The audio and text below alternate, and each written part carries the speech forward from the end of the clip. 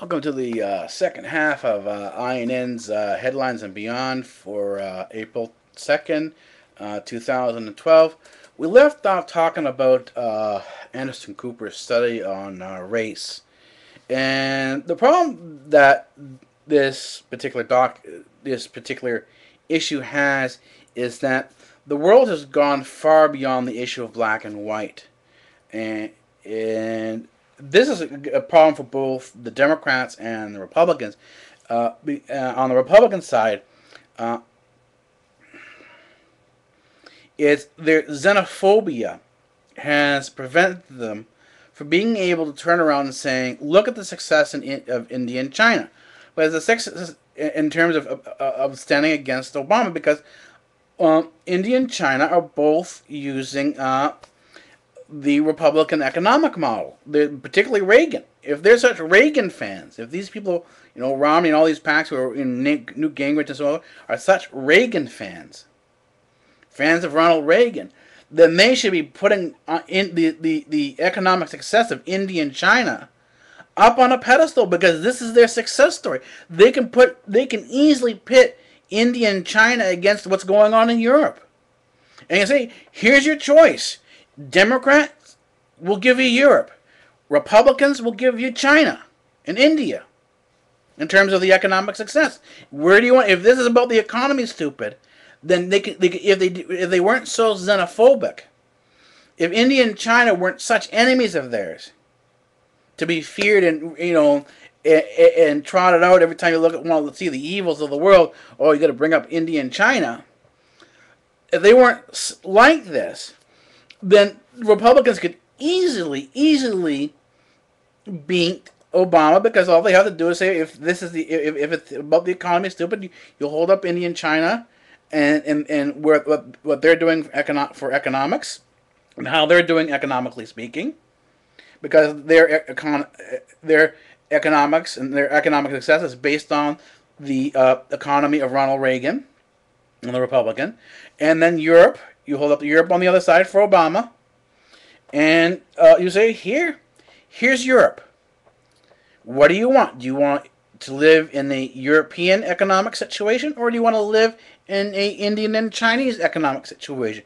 There's the choice. These are the two examples of how their policies work. Obama's policies will lead us towards the economics of Europe, and the Republican economics will lead us towards the economics of India and China, assuming that they keep the economic philosophy that Ronald Reagan has, and that means open market,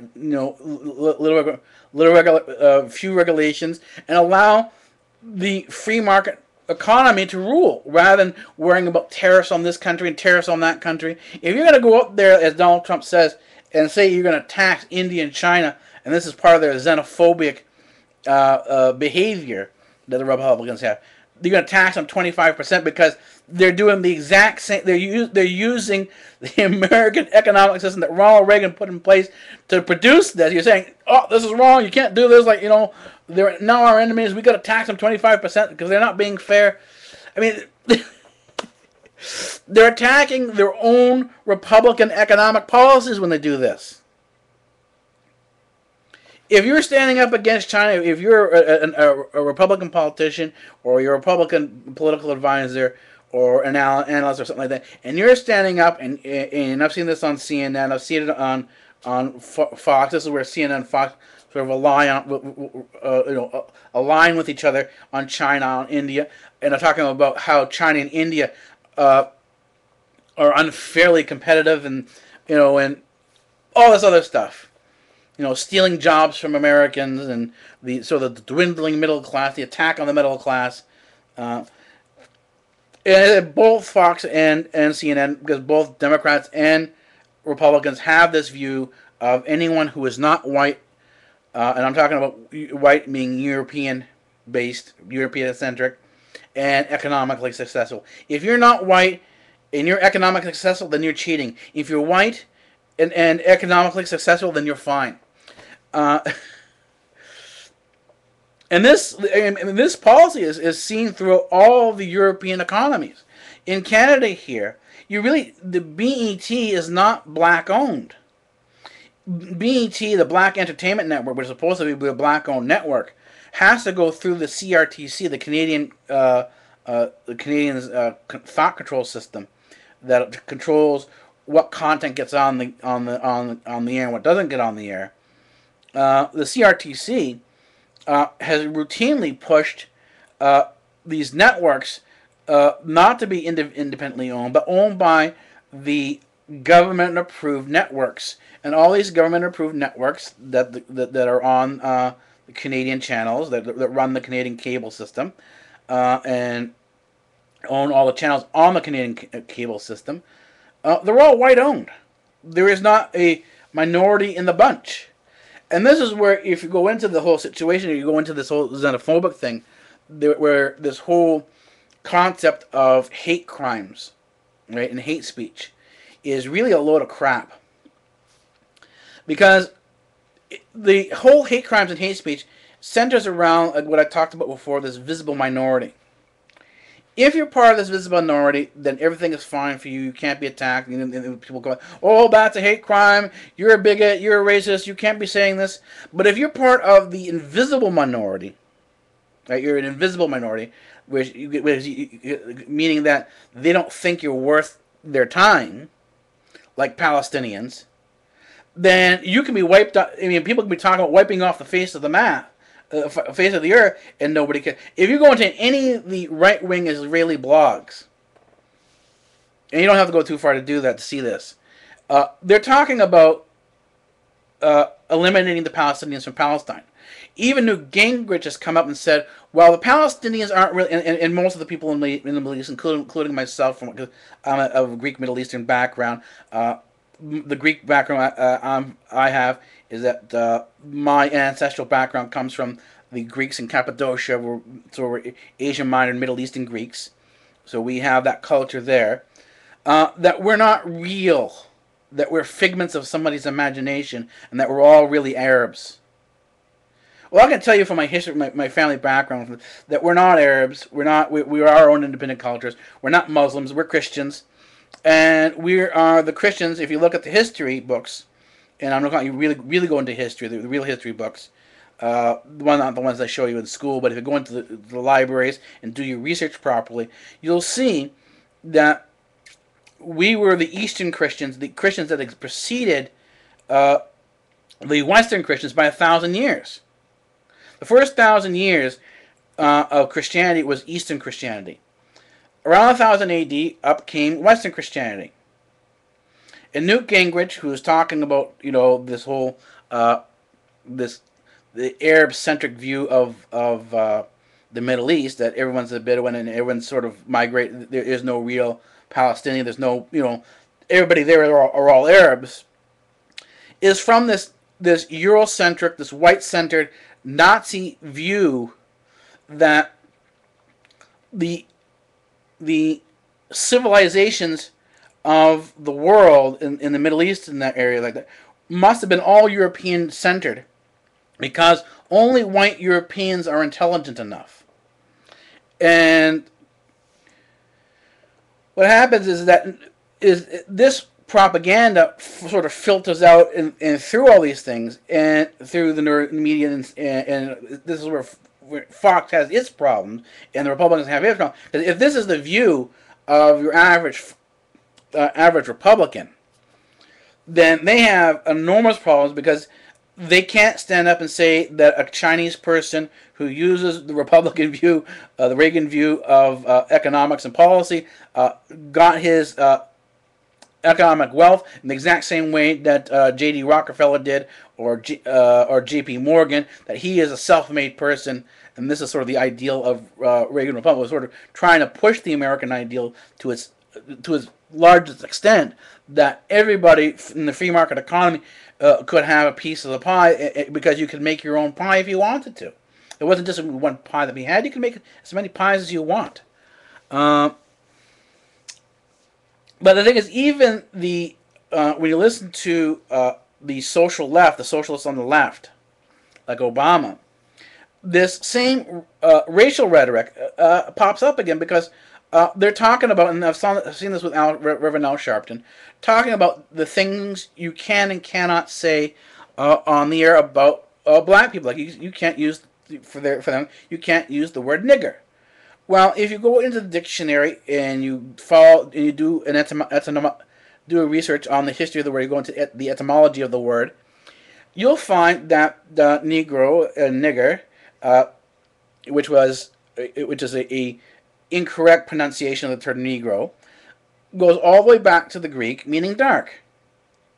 And you see it in South America. You'll see uh, rivers named Rio Negro, right? The dark river. Well, my last name is Cara, C-A, it's actually K-A-R-A. My grandfather's name was Karathanasis, and that means dark. So Cara and Negro are the same word. So am I now banned from saying my own last name? Is my last name a racial term that cannot be said because he is of a particular race that is considered to be a visible minority, and I'm an invisible minority, so his rights supersede mine? And so this is what I say. You got to be careful when people when people talk about freedoms and they're out there for civil rights movement and stuff like that. That what you'll have is if you start picking up the covers and looking beneath, you'll start seeing that there's a lot of stuff they're not talking about freedom. They're talking about restrictions of freedom. They're talking about flagging people for saying certain things, whether it's either something that a leftist doesn't like in terms of being racial and about something negative about some of these visible minorities, or somebody on the right who doesn't want somebody on the left saying something about their particular views that they find offensive. And so you have this back and forth between the social left and the social right as to how things should actually be working out. And this is no exception when it comes down to the policy and foreign dealing with other countries and foreign policy. And this dynamic, this blind racist philosophy. And the thing is, if you come to Toronto, and Anderson Cooper should know this because one of his shows is based in Toronto. If you took a moment just to look around Toronto and see how international Toronto is, because it's not that it's suave international or in terms of its stature, is that people who came from different countries never felt the need to change their origins. In the United States, you have to be American first. Here in Toronto, you're you are whatever you came as, and then you're Canadian afterwards. So they haven't westernized here in Toronto. And as you go around to community, what you'll hear over and over and over again, and this is actually reflected in the old sitcom of Archie Bunker. Archie Bunker's. I forgot the show. It gets on the tip of my tongue. The show with Archie Bunker in it, and you'll find this view of race and people staying within their own racial boundaries, not only on the white side, but from every ethnic background you'll see this, including the blacks. One of the key players in Archie Bunker, which produced the show The Jeffersons, was George Jefferson. And George Jefferson was as racist and sort of racially separated, keeping whites and blacks apart, as Archie Bunker was.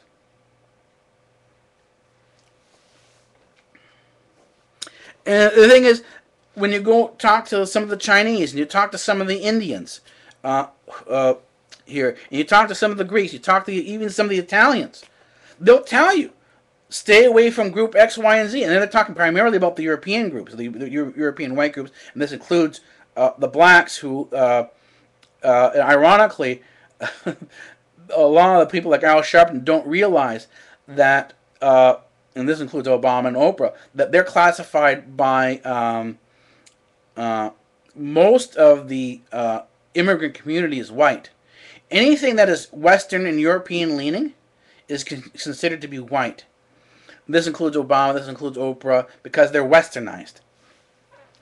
If you're not westernized, if you're have that more of the village mentality, you're more of an Eastern type of person, then you're not Europeanized. You're not European, and therefore you're not white. And they'll tell you, stay away from white people. And every girl has told us, stay away from a white person. And they're talking about black and white here. They're not talking. There's no color differentiation in there. As long as you're Western, white, European, stay away from them. So it's throughout all the communities are like this. All the immigrant communities here are like this.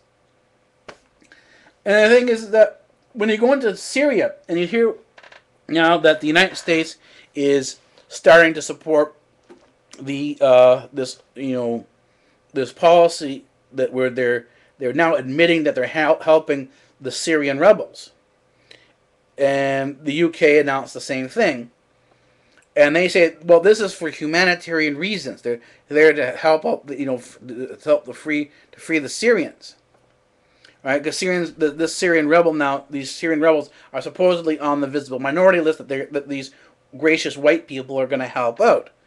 But at the same breath, when you go into the Israeli media and look at people like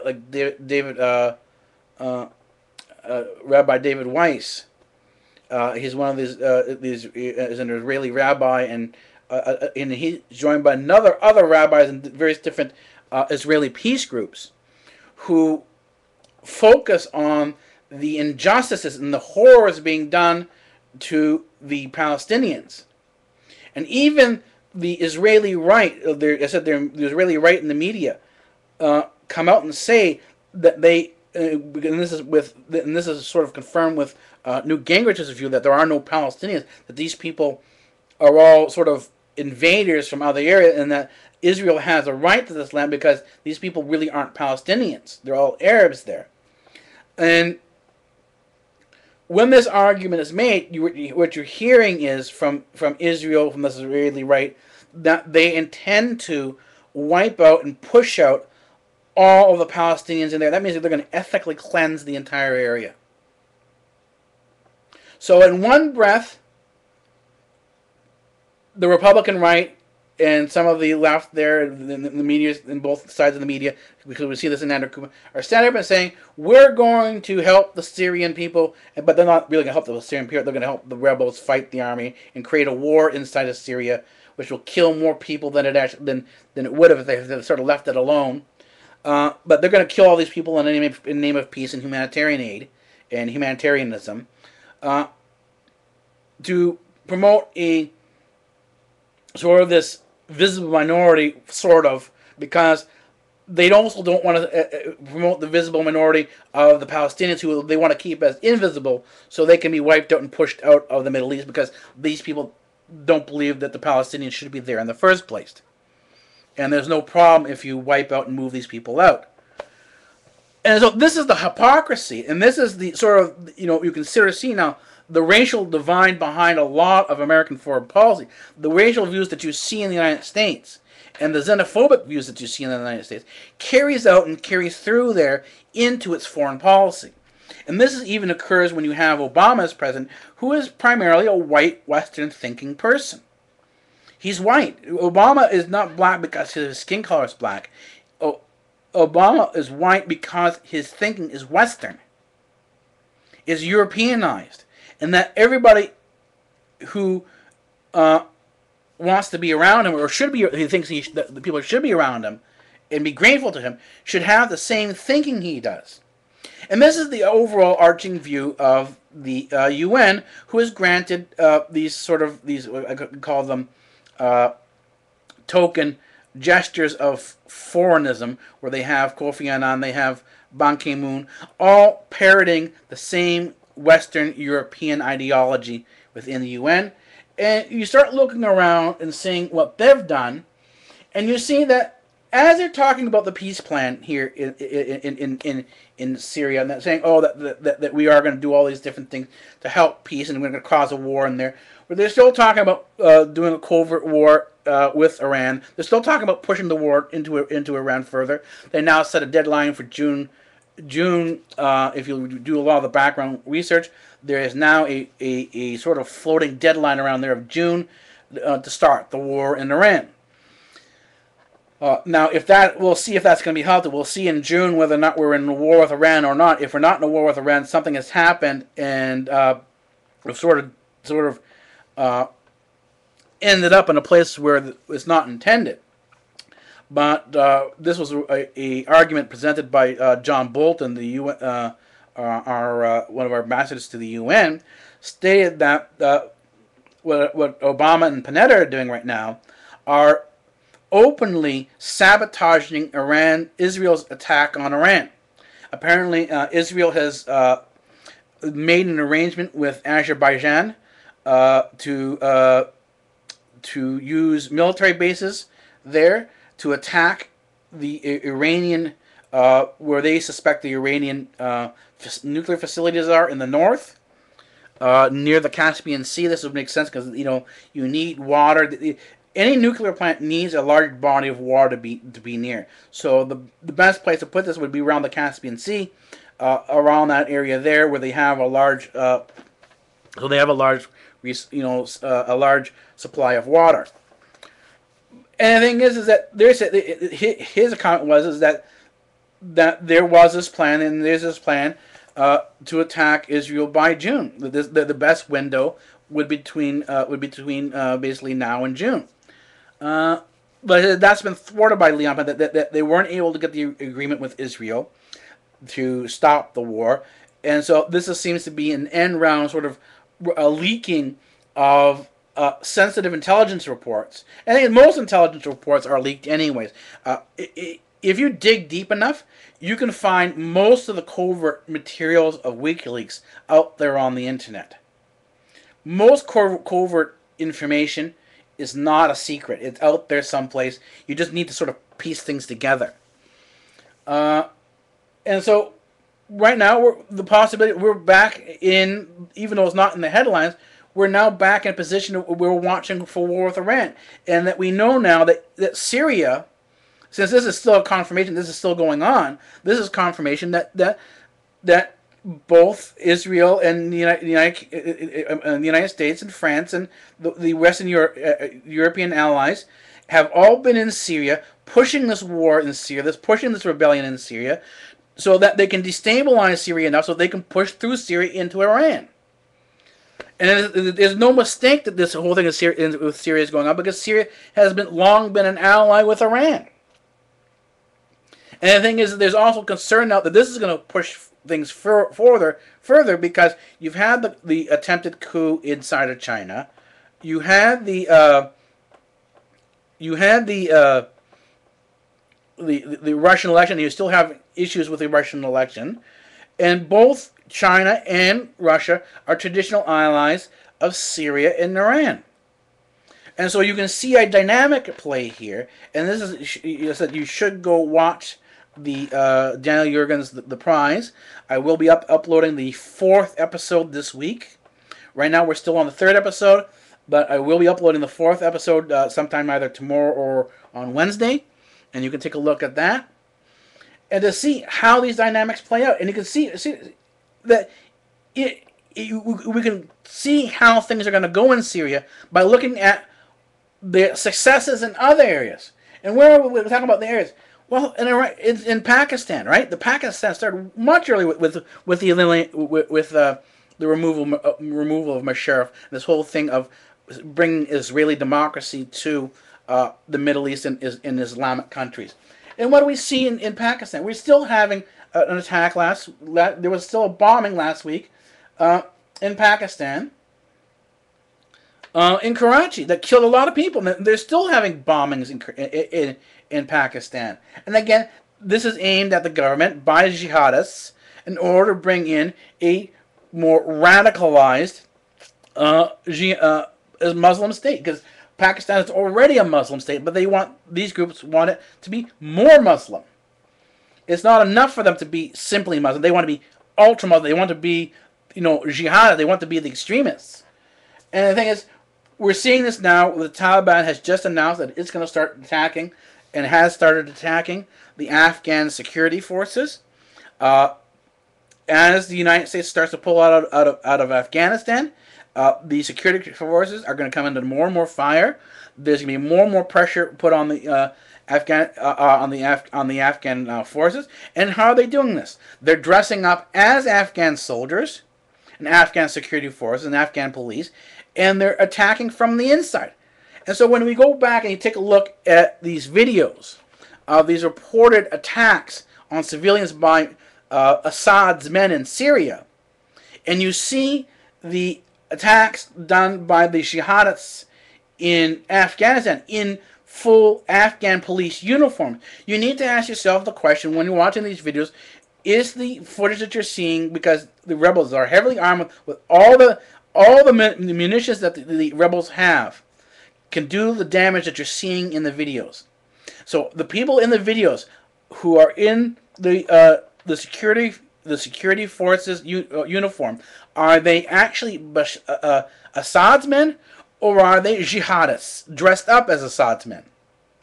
This cannot be confirmed, even though after Anderson Cooper does all its hype of what's going on in Syria and all the atrocities going on in Syria, shows these videos, and these are the only videos that you see, videos that cannot be confirmed because of what Al Qaeda does and the way Al Qaeda behaves.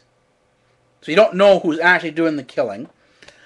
Saying, "Oh, we can't confirm this," but they think up to the point, we can't confirm these videos or the source of these videos.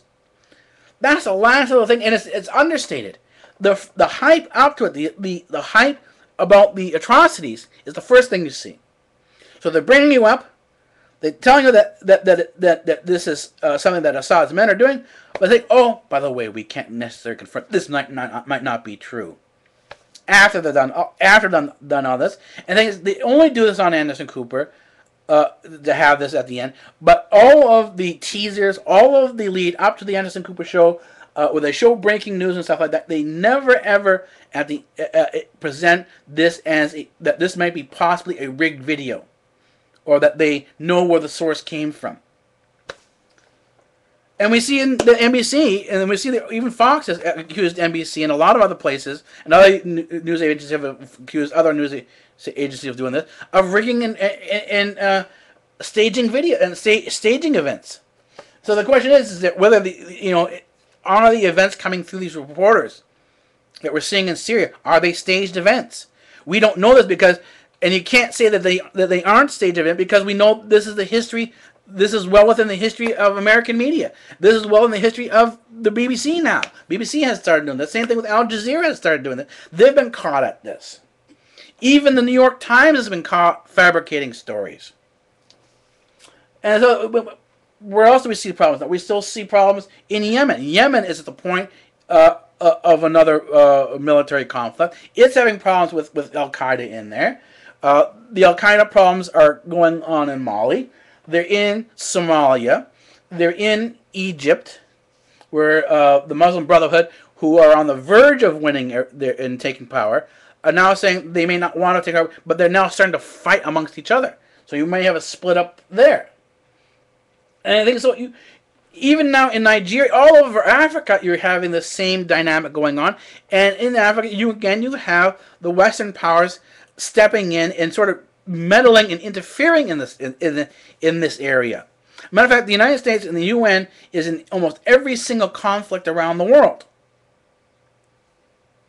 And so you need to ask yourself the question, well, if we're in all these particular areas meddling and putting our 2 cents in, what's going to be the consequence of this?